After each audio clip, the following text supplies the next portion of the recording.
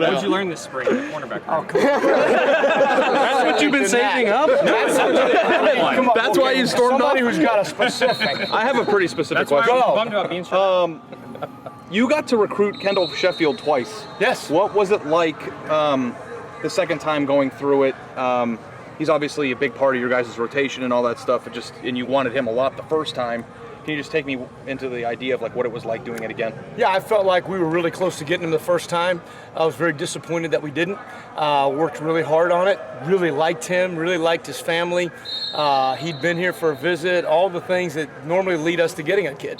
And when he decided to go somewhere else, it was hard for me.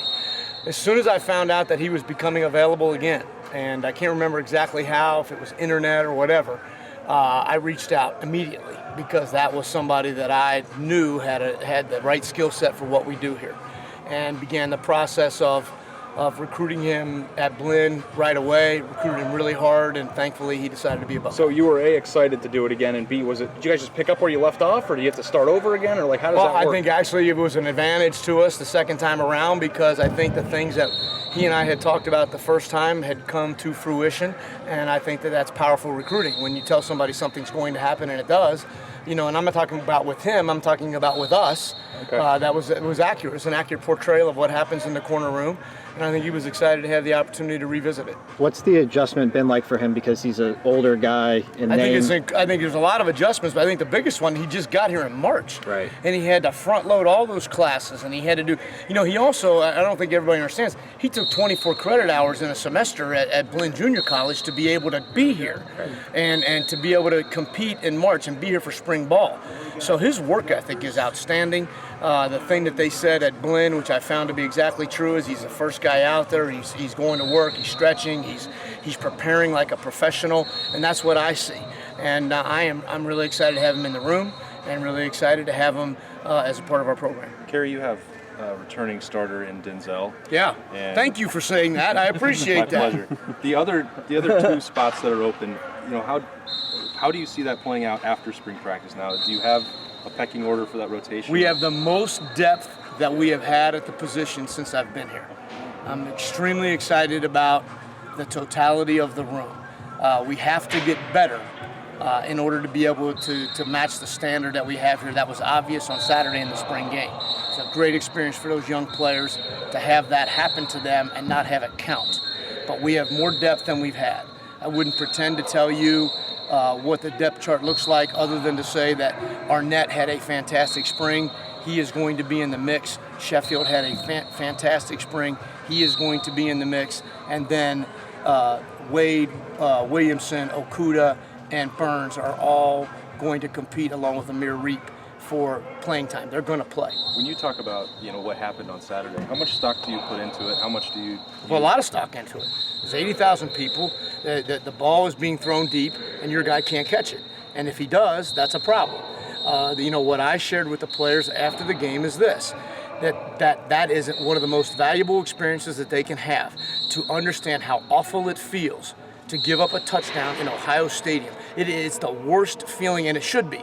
If it doesn't make you sick to your stomach, you're not going to be able to play here. So the fact that they were able to experience that without it having counting in a real game, it doesn't count, doesn't hurt the Buckeyes, was phenomenal.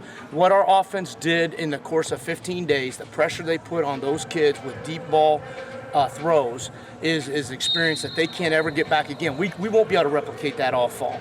And so this for those young players was just a fantastic spring camp. With that said, seemed to that, see like- Wade knock away that possible touchdown pass near the end, it's a spring game, but could have mattered big time. What does that tell you about him? It did matter big time. I don't say it could have, it did. It was the difference between me having to shovel mulch for 4 hours and not. So it was really, really big. I got to ride the bus home. So it was really big. What it said about him is that he's a fierce competitor. He was tired. He was exhausted. They played more plays and longer stretches than they had all year. They had been picked on. There was every reason in the world to put their head down and kick the dirt and say, "Oh man, this is really hard. This is terrible." Blah blah blah. And instead, both he and Okuda fought like crazy. At the end of the game, they both had PBUs in the red zone, which caused the team that they were on to have victory. Those were huge positives coming out of there on Saturday. Kerry, it seemed that in the game, Now, that's your second question. You're jumping in there. you're my favorite person.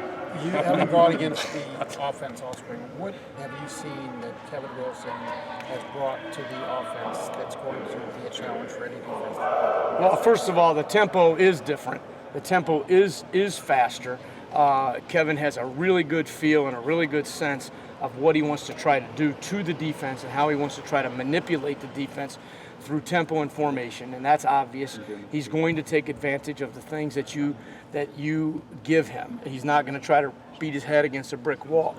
I would also tell you that Ryan Day is a tremendous addition.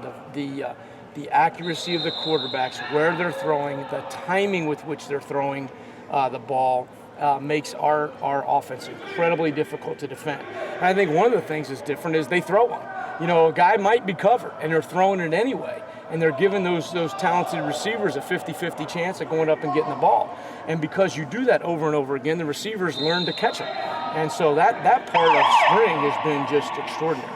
Coach Bill Davis said that a defense can make huge strides over a summer because the workouts are almost like the NFL non-contact workouts. But is there a particular area where a defense can make strides over a summer, Kerry? Well, you know, we've installed some things that are different. We got a great chance to look at all of those things over the spring, and now during the spring, now we have a time to study them, the players to study themselves. Every player has a file folder of every single play that he participated in all spring long. He knows the positives and negatives of what he's done. He has the opportunity to review that. We're not allowed to coach him, but they're allowed to work. And when we get back in the summer, we get a couple hours a week with them. We've got a really good basis of understanding on the part of all those kids. And then, of course, the young kids and the new starters that was invaluable experience for. And then you've got those veterans, those defensive linemen now. That's no joke.